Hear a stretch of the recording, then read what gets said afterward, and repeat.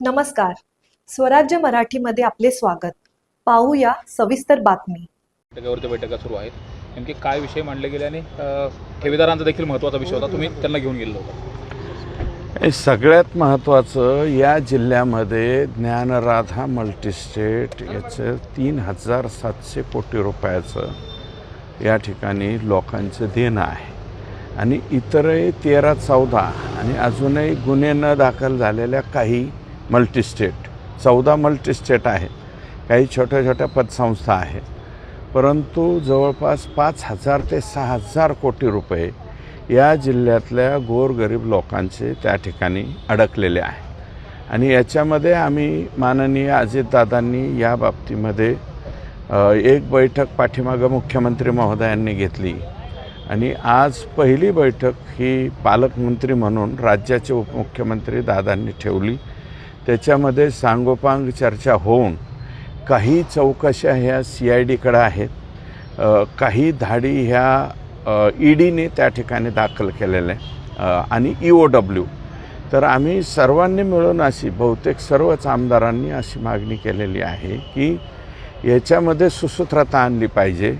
MPIDमध्ये जे प्रस्ताव गेलेले आहेत त्या जमिनी लवकरात लवकर ताब्यात घेतले पाहिजेत आणि त्याचं विक्री करून गोरगरीब लोकांचे जे छोटे त्यातले ठेवीदार आहेत 50,000 ते 2 लाखापर्यंतचे, 2.5 लाख 3 लाख यांचे पैसे या प्रॉपर्टीज जर त्या ठिकाणी विक्री केल्या तर लवकरात लवकर ह्या गोरगरीब लोकांचे पैसे मिळतील.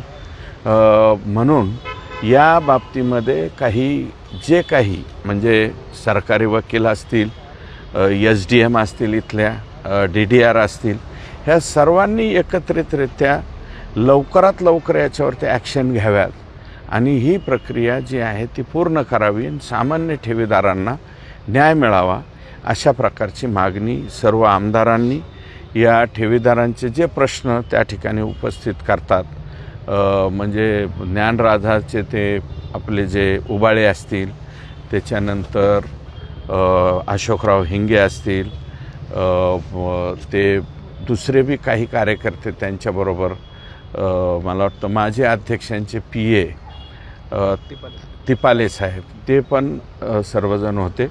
सर्वांनी मागणी एकमुखी त्या ठिकाणी केलेली आहे. मतदान केलं आणि मतदान करत असताना मतदानाचा देखील व्हिडिओ काढला.